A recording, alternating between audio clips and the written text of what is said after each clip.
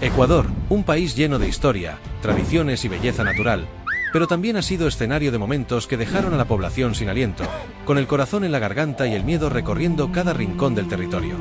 Desde desastres naturales hasta conflictos armados, hoy te contaré las 10 veces que Ecuador sintió el verdadero terror. Agárrate bien, porque este vídeo no es apto para corazones débiles. Comencemos. Número 10.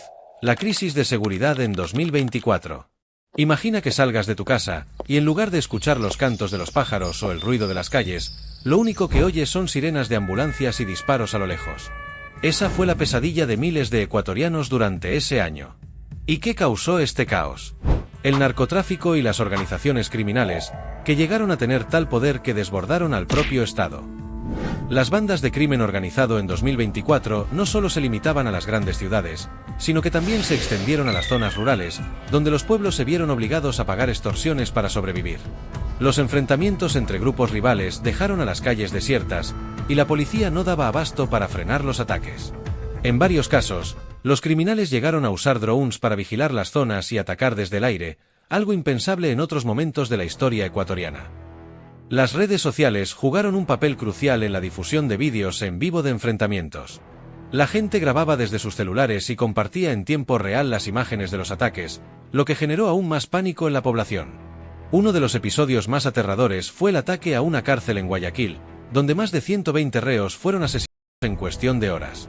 Las autoridades no pudieron hacer nada ante la magnitud del ataque.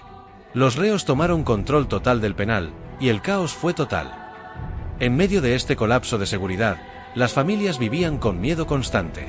En los barrios más afectados, los ciudadanos comenzaron a tomar la justicia en sus propias manos, creando grupos de autodefensa. Fuerza Ciudadana, fue una respuesta desesperada para proteger a los seres queridos. No obstante, el gobierno estuvo luchando para recuperar el control. En un giro sorprendente, la Policía Nacional incluso comenzó a colaborar con las Fuerzas Armadas, algo que no se había visto en décadas, para contener la violencia en las calles. En algunos barrios de Guayaquil, como la Florida, los vecinos comenzaron a poner carteles que decían "Aquí no entran los criminales" como una forma de resistencia, creando zonas de paz autoproclamadas. Lo más inquietante fue la sensación de desesperanza que se apoderó del país. El miedo al secuestro, el robo, y los ataques en cualquier momento se volvieron parte de la vida cotidiana. Incluso los negocios más pequeños tuvieron que contratar seguridad privada y poner cámaras de vigilancia en cada rincón. Los ciudadanos, atemorizados, ya no sabían si se enfrentarían a una nueva ola de violencia al día siguiente. Durante ese periodo, muchos ecuatorianos compartían en las redes sociales frases como "nunca sabes si volverás a tu casa" o "el terror es parte del día a día". Esta sensación de impotencia se apoderó de toda la nación. Pero la crisis de seguridad no solo afectó a la población, también dejó en evidencia las profundas fallas en las instituciones encargadas de mantener el orden. La falta de recursos, la corrupción en las fuerzas de seguridad y el debilitamiento del sistema judicial hicieron que los criminales pudieran operar con total impunidad. Los ciudadanos clamaban por justicia, pero la respuesta de las autoridades era cada vez más lenta y fallida. La crisis de seguridad en 2024 fue uno de los momentos más aterradores para Ecuador, porque la sensación de que el país se estaba desmoronando y que nadie podía salvarlo se convirtió en una realidad palpable. Las calles ya no eran solo escenarios de vida cotidiana, se habían convertido en campos de batalla, donde la guerra por el control de las zonas urbanas parecía no tener fin. Y aunque el gobierno logró tomar medidas de emergencia, el miedo nunca desapareció por completo. La pregunta era: ¿Ecuador volvería a sentirse seguro alguna vez?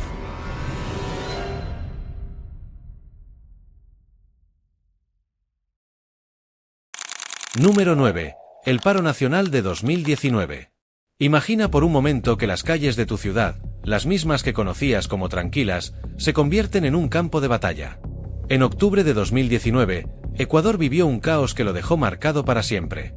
Las protestas, que comenzaron como una reacción a la eliminación del subsidio a los combustibles, pronto se convirtieron en un escenario de violencia y destrucción, no solo en Quito, sino en todo el país. La noticia que saltó a las primeras planas fue que el presidente Lenín Moreno, frente al nivel de los disturbios, tuvo que huir de la capital y trasladarse a Guayaquil. Un presidente huyendo de las protestas. ¿Puedes imaginarlo? La respuesta de la población fue feroz. Millones de ecuatorianos, en su mayoría indígenas, salieron a las calles a expresar su rechazo al gobierno. Se levantaron barricadas, hubo bloqueos de carreteras, y lo que comenzó como una protesta por un aumento en los combustibles terminó en una rebelión popular por temas más profundos: la desigualdad, la falta de oportunidades y la sensación de que el gobierno no escuchaba a los sectores más vulnerables. Aunque el paro se centró principalmente en Quito y otras ciudades grandes, también hubo manifestaciones en pequeñas localidades. En algunos casos, grupos indígenas llegaron a la capital caminando durante días enteros, enfrentando tanto las dificultades del viaje como la represión de las fuerzas del orden. Las protestas no solo fueron manifestaciones pacíficas. Los enfrentamientos con la policía fueron constantes. En algunas zonas, la violencia se desbordó, con saqueos, destrucción de bienes públicos y privados, y enfrentamientos que se tornaban cada vez más violentos. Uno de los momentos más tensos fue cuando los manifestantes lograron entrar al Congreso Nacional y quemar documentos oficiales. ¿La policía? La presión era tan grande que no pudo hacer nada para detenerlos.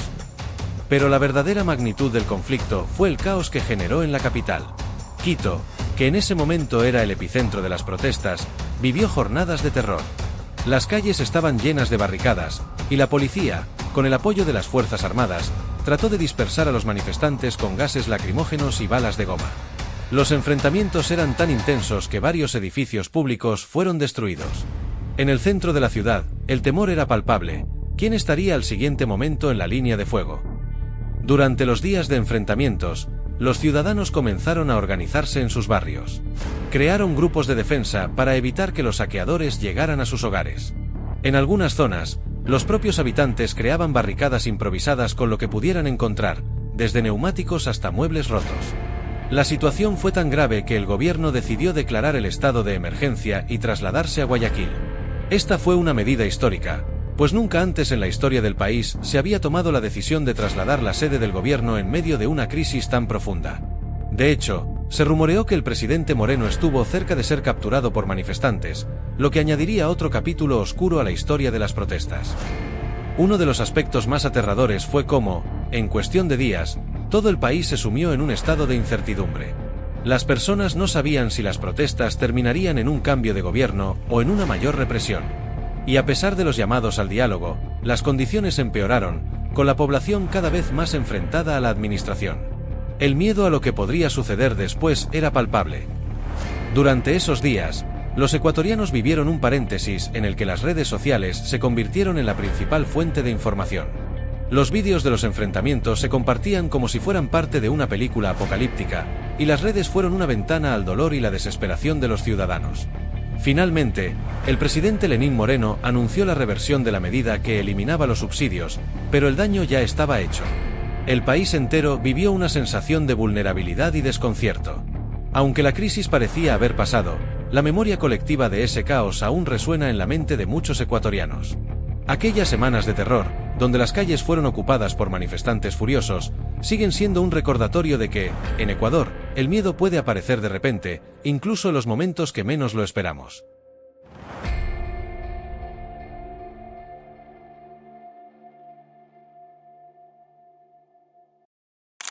Número 8. El conflicto del Alto Cenepa, 1995. En 1995, cuando muchos ecuatorianos pensaban que el país ya había superado las tensiones bélicas de su historia, algo terrible ocurrió en la selva del Alto Cenepa, una zona fronteriza con Perú. Este conflicto, conocido como la Guerra del Alto Cenepa, desató un enfrentamiento violento entre los dos países, dejando a Ecuador al borde de una guerra total. Lo que parecía ser un simple roce territorial en la región amazónica se convirtió en una tragedia que, por poco, desestabiliza toda la región.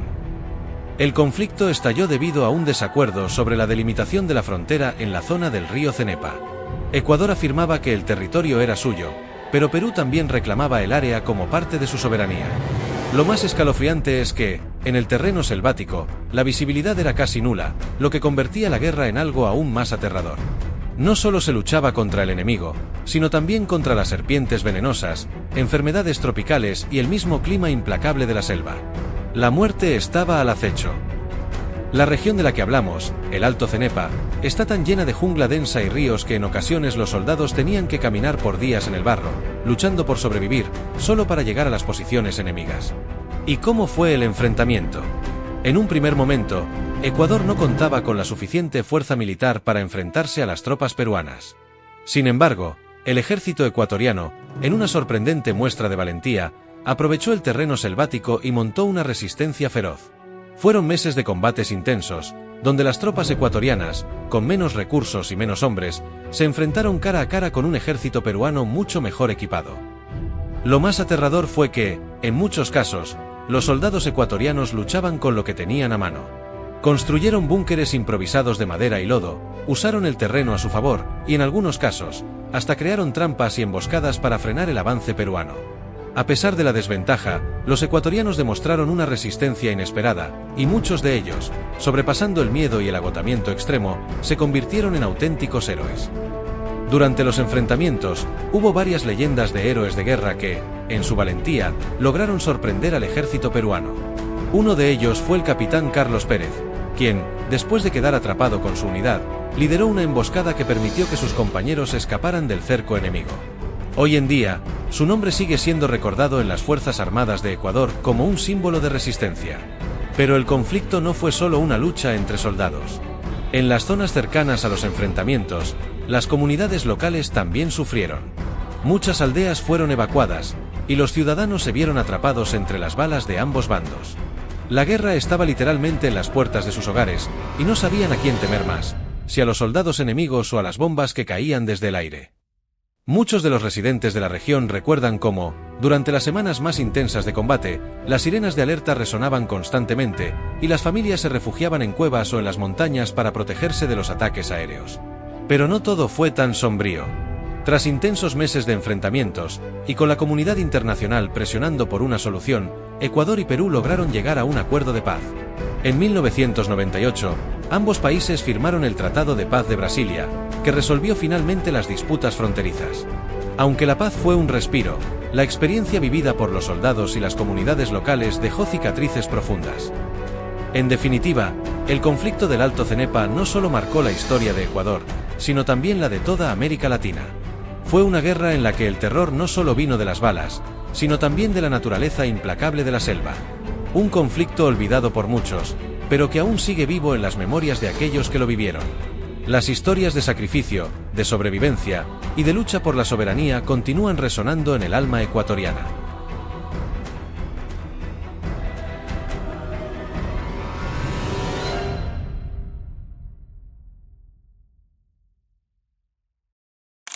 Número 7. La erupción del Cotopaxi, 1877.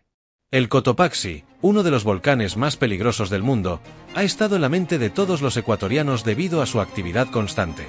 Pero en 1877, este gigante de la naturaleza dejó una marca imborrable en la historia del país. Durante esa erupción, el volcán no solo cubrió la ciudad de Quito con cenizas, sino que arrasó con pueblos enteros, transformando el paisaje y dejando una estela de terror y muerte. La erupción comenzó en el mes de agosto, cuando el Cotopaxi, que había estado inactivo durante décadas, decidió despertar con una furia devastadora. La explosión fue tan intensa que las cenizas fueron lanzadas a más de 10 kilómetros de altura, creando un espectáculo aterrador de oscuridad y fuego. Los habitantes de Quito, la capital, fueron los primeros en sentir la furia del volcán. El cielo se oscureció completamente, como si fuera de noche. Las personas no podían ver nada a su alrededor, solo sentían la caída constante de cenizas que se acumulaban en las calles. La erupción del Cotopaxi de 1877 fue una de las más violentas en la historia de Ecuador. Se registró que el volcán expulsó más de 1,5 millones de toneladas de ceniza, cubriendo áreas a más de 200 kilómetros de distancia. Pero lo más aterrador no solo fue la caída de cenizas. En las laderas del Cotopaxi se comenzaron a formar lahares, o ríos de lodo y rocas calientes. Estos lahares bajaron por las laderas del volcán con una velocidad aterradora, arrasando todo a su paso. Pueblos enteros fueron destruidos y desaparecieron bajo toneladas de lodo. Imagínate la escena, una ola de lodo hirviente bajando por las montañas, sepultando casas, cultivos y vidas. Las comunidades cercanas al volcán no tuvieron tiempo de reaccionar. Las familias intentaron huir, pero los lahares eran tan rápidos y poderosos que muchos no lograron escapar. Además, la lluvia constante empeoró la situación, ya que hizo que los lahares fueran aún más destructivos. La tierra se transformó en un mar de barro y escombros, y muchas personas perdieron la vida sin poder siquiera comprender lo que les estaba sucediendo. Se calcula que hasta 1000 personas murieron debido a la erupción del Cotopaxi y sus efectos colaterales. Muchos de los cuerpos nunca fueron recuperados, ya que fueron arrastrados por los lahares. En Quito, la situación era desesperante. La ceniza cubría la ciudad de tal forma que los habitantes debían usar mascarillas improvisadas para protegerse. Las casas de la ciudad se vieron afectadas por el peso de la ceniza acumulada, y en muchos casos, los techos colapsaron bajo la presión. Sin embargo, el impacto más grave fue en las comunidades cercanas al volcán, que fueron completamente arrasadas por la furia del Cotopaxi. La erupción del Cotopaxi en 1877 tuvo consecuencias económicas devastadoras. El sector agrícola de la zona fue destruido por completo, y las personas que dependían de la agricultura para sobrevivir quedaron en una pobreza extrema, ya que sus tierras fueron sepultadas por el lodo y las cenizas. Lo más impactante de esta tragedia es que, aunque el Cotopaxi ha tenido otras erupciones a lo largo de la historia, la de 1877 sigue siendo una de las más recordadas por su magnitud y el impacto que tuvo en la vida de los ecuatorianos. El miedo a la furia de este volcán ha permanecido latente en la memoria colectiva del país, ya que cualquier signo de actividad volcánica en el Cotopaxi rápidamente despierta el temor entre los habitantes de la región. Hoy, el Cotopaxi sigue siendo una de las mayores amenazas naturales en Ecuador. Aunque se mantiene vigilado por las autoridades, la erupción de 1877 sigue siendo un recordatorio de la increíble fuerza de la naturaleza y lo vulnerable que somos frente a sus caprichos. Un volcán que, durante un breve periodo de tiempo, transformó la vida de miles de ecuatorianos en un verdadero infierno.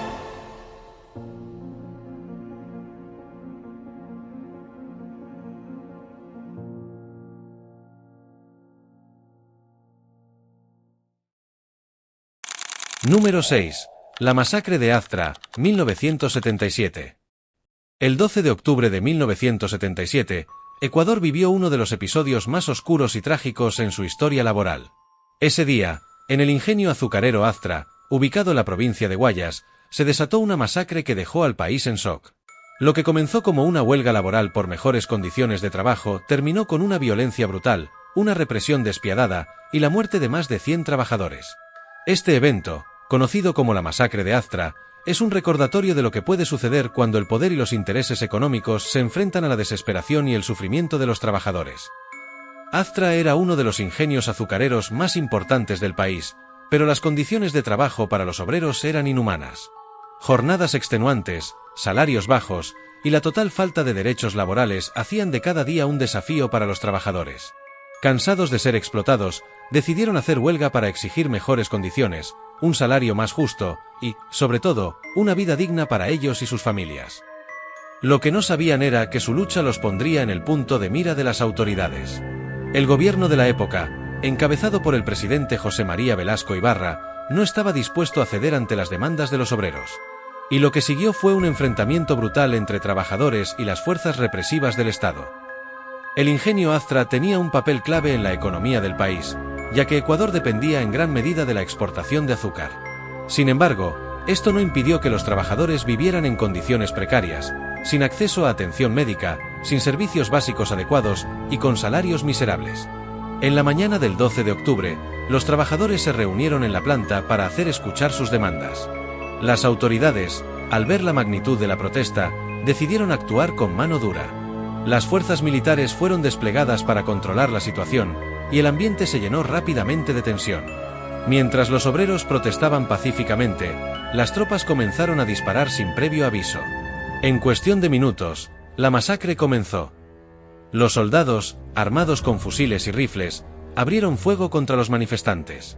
La policía, que también estaba presente, no dudó en utilizar su poder para reprimir a los obreros.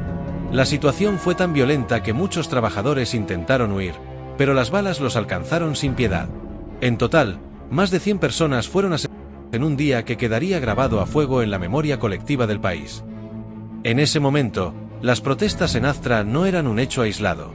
En todo el país, había un creciente malestar en el sector laboral, y varios otros sectores de trabajadores también se estaban levantando en busca de mejores condiciones.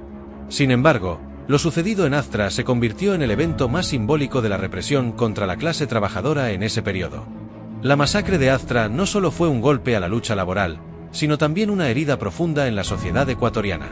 Las familias de los trabajadores asesinados nunca recibieron justicia, y muchos de los responsables fueron protegidos por el sistema político y judicial de la época. Este evento, que debería haber sido un punto de inflexión en la lucha por los derechos laborales en Ecuador, quedó marcado por la impunidad.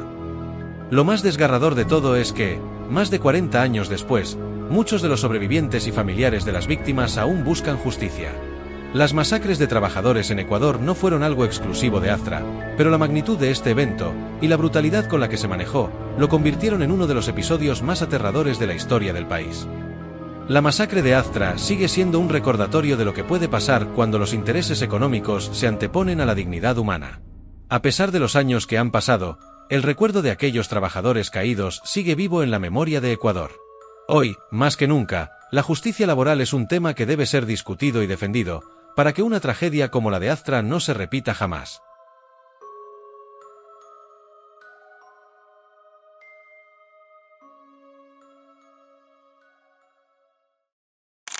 Número 5. La erupción del Tungurahua, 2006. En 2006, un volcán que había estado en relativa calma durante años decidió despertar con toda su furia.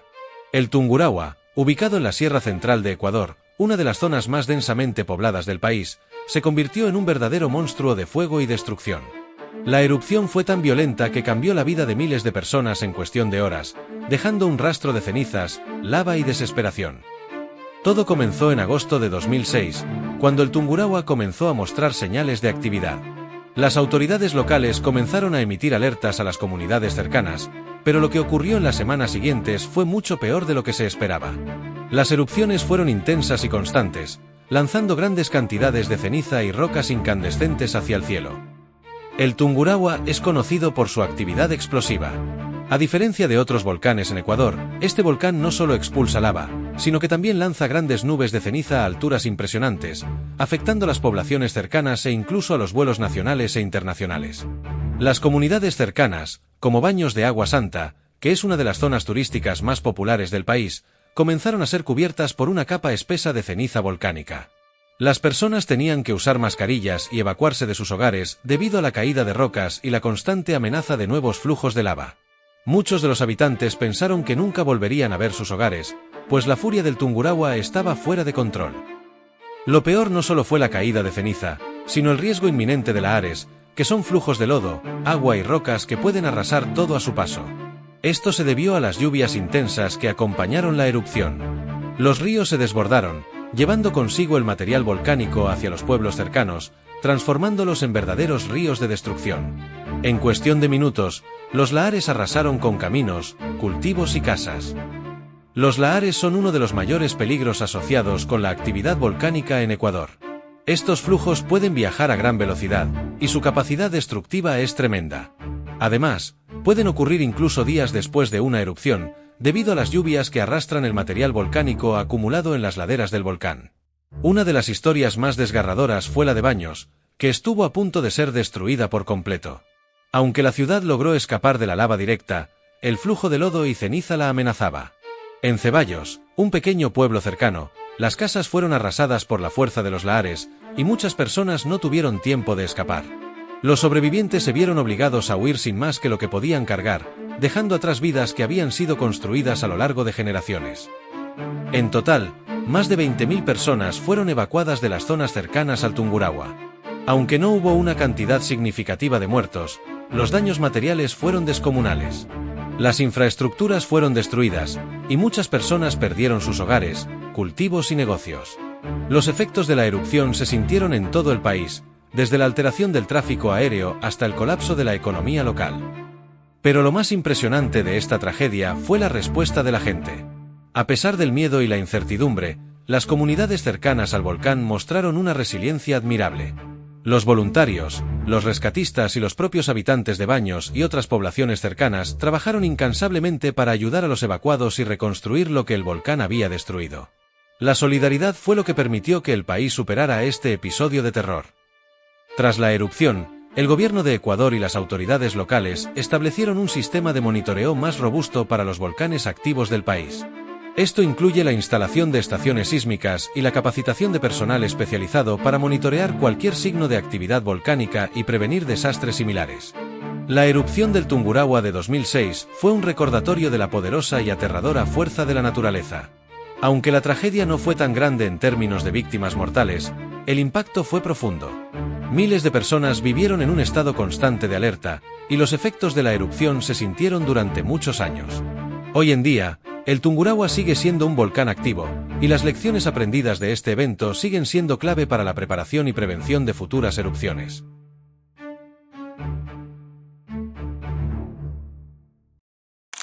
Número 4. El terremoto de Ambato, 1949. El 5 de agosto de 1949, Ecuador fue sacudido por un terremoto de gran magnitud que cambió para siempre la historia de la ciudad de Ambato. Un temblor de 6,8 en la escala de Richter arrasó la ciudad, causando una devastación sin precedentes en la zona central del país. En cuestión de segundos, la ciudad que antes era un próspero centro comercial se convirtió en un desastre total. Este terremoto no solo marcó un antes y un después en la historia de Ecuador, sino que también dejó una herida profunda en el corazón de Ambato.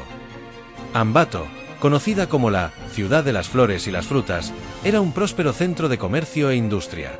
Pero todo esto se desmoronó en la mañana del 5 de agosto, cuando la tierra comenzó a temblar con una fuerza increíble. La gente no tuvo tiempo de reaccionar, y en solo unos segundos, miles de casas, edificios y comercios se desplomaron, dejando la población atrapada bajo escombros. Muchos sobrevivientes, aterrados, solo podían escuchar los gritos de auxilio de sus seres queridos. Aunque Ambato era una ciudad relativamente pequeña en 1949, la actividad sísmica en la región no era desconocida. Sin embargo, la magnitud y la rapidez del terremoto tomaron por sorpresa a todos, y la ciudad no estaba tan preparada como lo estaría hoy en día para enfrentar un desastre de tal magnitud. Lo más aterrador de este terremoto no solo fue su magnitud, sino la falta de preparación de la población ante este tipo de catástrofes. En 1949, las estructuras en Ambato eran en su mayoría de adobe, un material altamente vulnerable a los sismos. Las calles, las casas, los edificios públicos y las escuelas se vinieron abajo con una rapidez impresionante, dejando a los ciudadanos atrapados y sin refugio. En total, se estima que más de 5.000 personas perdieron la vida esa mañana. Las imágenes de los sobrevivientes, cubiertos de polvo y con los ojos llenos de desesperación, se grabaron en la memoria colectiva de todos los ecuatorianos.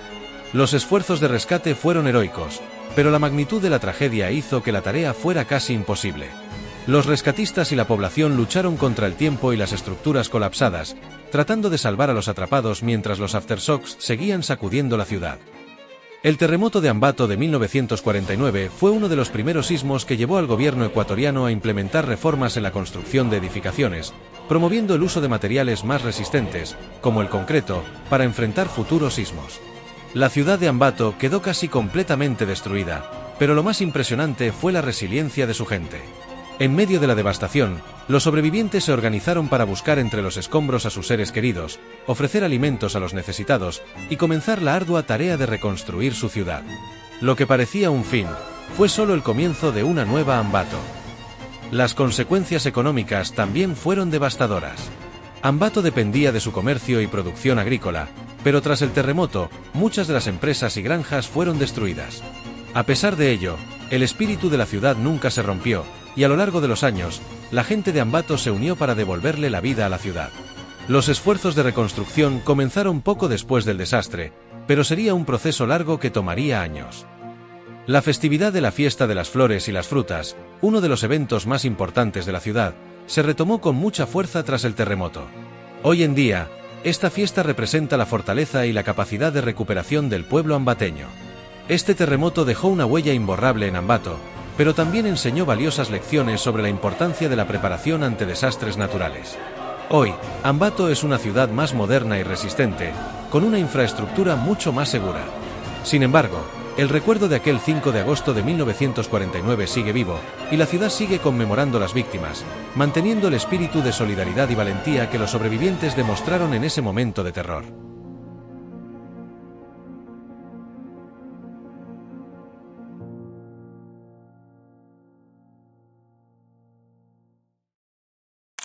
Número 3. La tragedia de la Josefina, 1993. El 29 de marzo de 1993, Ecuador fue testigo de una de las peores tragedias naturales de su historia. En la provincia de Azuay, el pequeño poblado de la Josefina desapareció bajo toneladas de tierra y lodo en cuestión de minutos, dejando tras de sí una escena de total devastación.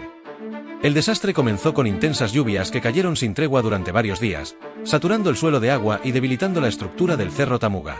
Sin embargo, nadie imaginaba la catástrofe que estaba por ocurrir. El deslizamiento de tierra fue colosal. Un bloque de aproximadamente 20 millones de metros cúbicos de material se desprendió de la montaña y cayó con una fuerza imparable, arrasando todo a su paso. Más de 100 casas quedaron completamente sepultadas, y más de 100 personas desaparecieron para siempre. La tragedia no solo destruyó viviendas, sino que también bloqueó por completo el cauce del río Cuenca, formando una represa natural. El agua comenzó a acumularse de forma alarmante, creando un lago artificial que amenazaba con reventar en cualquier momento. Si esa barrera colapsaba, una gigantesca ola de lodo y escombros habría arrasado varias ciudades río abajo, incluyendo a Cuenca y Paute. El gobierno y los ingenieros sabían que si la represa natural colapsaba repentinamente, se produciría una inundación catastrófica. Las autoridades declararon el estado de emergencia y ordenaron la evacuación de miles de personas que vivían en las zonas de riesgo. Mientras tanto, equipos de trabajo luchaban contra el tiempo para controlar el nivel del agua y evitar un desastre aún peor. Los rescatistas, a su vez, trataban de encontrar sobrevivientes, pero el terreno era inestable y peligroso.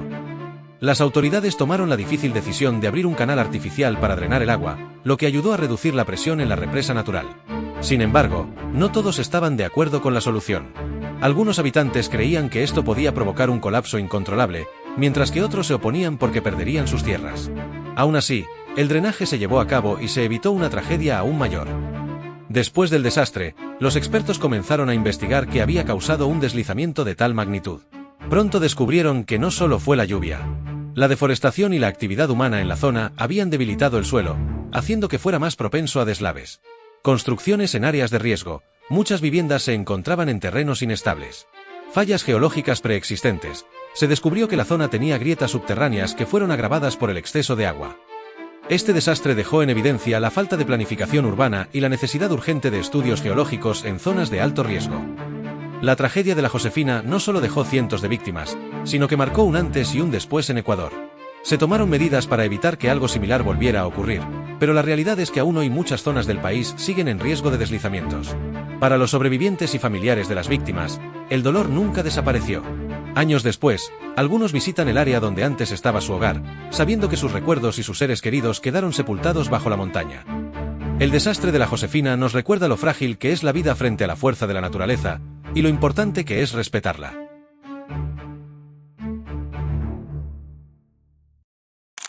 Número 2. El terremoto de Manabí, 2016. El 16 de abril de 2016, un terremoto de magnitud 7.8 sacudió la región costera de Ecuador, convirtiéndose en uno de los desastres naturales más devastadores en la historia del país. El epicentro del temblor fue en Pedernales, en la provincia de Manabí, y a pesar de que la tierra dejó de temblar en cuestión de minutos, las secuelas de ese día durarían toda una vida para miles de personas. El sismo fue tan potente que se sintió en la mayoría de las provincias del país, desde Guayaquil hasta Quito, y su impacto fue tal que incluso en países vecinos como Colombia y Perú se percibieron réplicas. Pero lo más aterrador fue la rapidez con la que la devastación se esparció. En Pedernales, Manta, Portoviejo y Chone, las calles se convirtieron en campos de escombros y desesperación.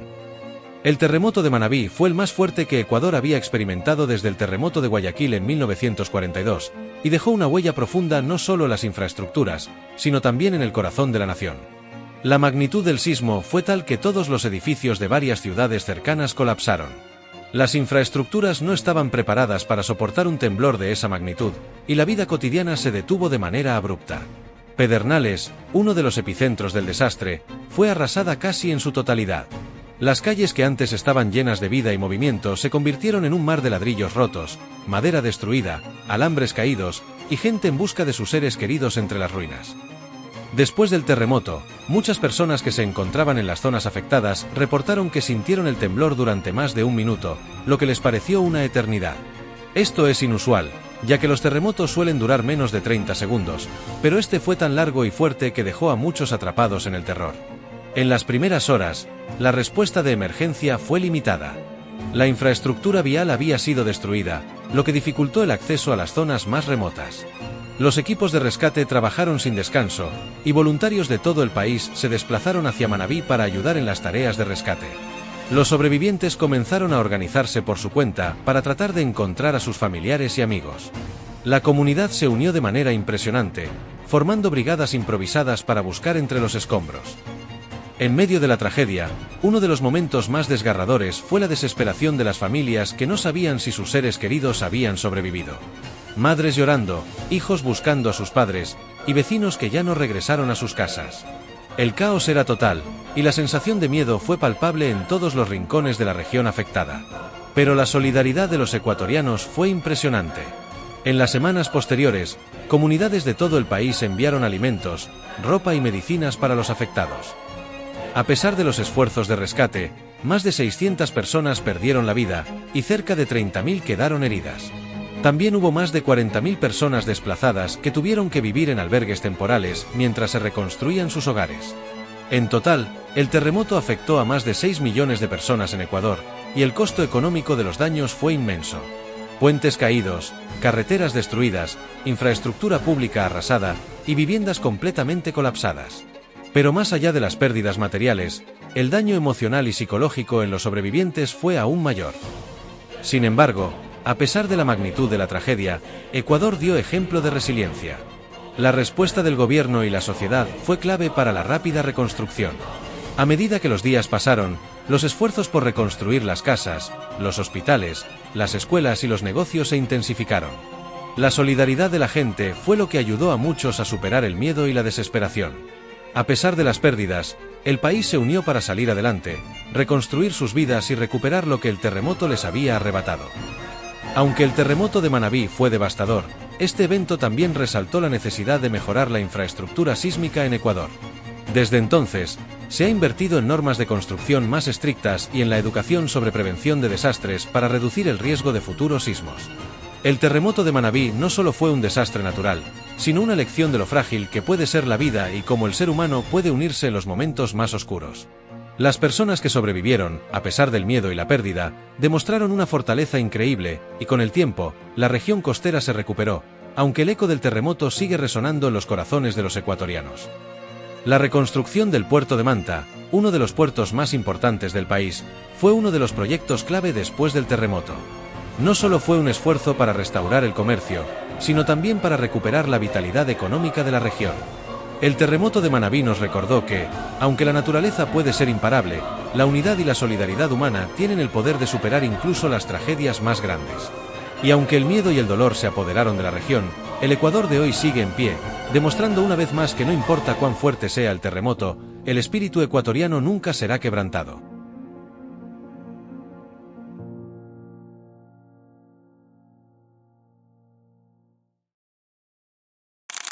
Número 1. El secuestro de los periodistas de El Comercio, 2018, el horror en la frontera. El 26 de marzo de 2018, la frontera norte de Ecuador se convirtió en escenario de un hecho espantoso que dejó al país entero en shock. 3 periodistas de El Comercio, el diario más importante del Ecuador, fueron secuestrados mientras realizaban su labor en la zona limítrofe entre Ecuador y Colombia. Un caso que no solo dejó una huella profunda en el periodismo, sino que también expuso la creciente violencia de los grupos armados en la región. Los periodistas secuestrados fueron Javier Ortega, reportero, Paul Rivas, fotógrafo, y Efraín Segarra, su conductor. Ese día, ellos se encontraban cubriendo una historia en la zona de Mataje, en la provincia de Esmeraldas, una región conocida por la actividad de grupos guerrilleros y bandas narcóticas que operan en la frontera entre Ecuador y Colombia. La zona de Mataje es conocida por ser uno de los puntos más calientes en términos de conflictos armados, debido a la presencia de disidencias de las FARC y otros grupos ilegales, que han intensificado su actividad en los últimos años. El secuestro ocurrió cuando el equipo fue interceptado por disidencias de las FARC en un control armado. A pesar de que los periodistas estaban trabajando en una zona conflictiva, nunca se imaginaron que su día terminaría en una situación de terror que marcaría la historia de Ecuador. Lo más perturbador de este caso fue la rapidez con la que los secuestradores se apoderaron del equipo y la forma en que se manejó el operativo de rescate. Ecuador se encontraba completamente desbordado por el secuestro de los 3 periodistas, ya que la situación no solo implicaba una amenaza directa a la libertad de prensa, sino que también ponía en riesgo las relaciones diplomáticas entre Ecuador y Colombia. La presencia de disidencias de las FARC en la zona había incrementado en los últimos años debido a la falta de control en las fronteras, lo que permitió que estos grupos ilegales se asentaran en áreas de difícil acceso. Las horas se convirtieron en días, y la desesperación creció tanto en las familias de los secuestrados como en los ciudadanos que seguían la noticia de cerca. Mientras tanto, el gobierno ecuatoriano, bajo la presidencia de Lenín Moreno, inició negociaciones con el grupo guerrillero, pero el tiempo pasaba y la situación se volvía más crítica.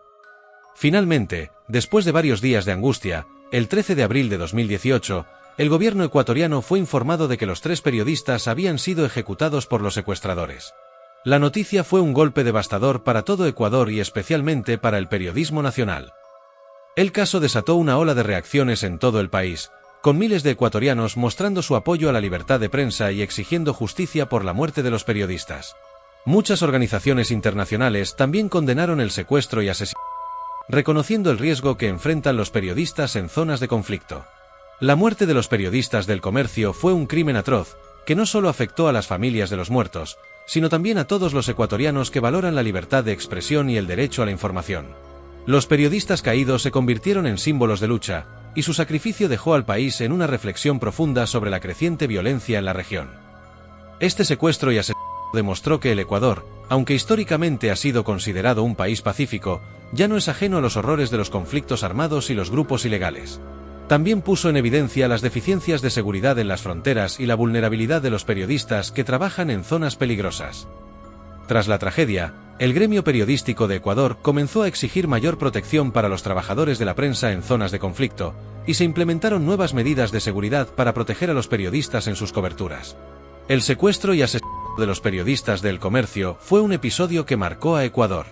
A pesar de la tragedia, el país demostró su capacidad para unirse frente a la adversidad y exigir justicia, poniendo la mirada en la protección de los derechos humanos, la libertad de prensa y la paz en las regiones fronterizas. Hoy, a pesar del dolor que dejó este horrible suceso, el legado de Javier Ortega, Paul Rivas y Efraín Segarra sigue vivo en la memoria colectiva de Ecuador. Ellos no solo fueron víctimas de la violencia, sino mártires de la verdad, que dieron su vida en busca de una realidad que muchos prefieren ignorar. Tras el asesinato, el presidente Lenín Moreno implementó varias políticas para mejorar la seguridad en la frontera norte del país, incluyendo una mayor presencia militar y medidas más estrictas contra los grupos armados ilegales que operan en la región. El secuestro y asesinato de los periodistas del Comercio no solo fue un acto de terror, sino una advertencia sobre los riesgos de la violencia armada en las zonas fronterizas y sobre la necesidad de proteger a quienes, con valentía, buscan contar la verdad. Aunque el horror que vivieron esos 3 periodistas no puede borrarse, su sacrificio nos recuerda la importancia de defender la libertad de prensa y la paz.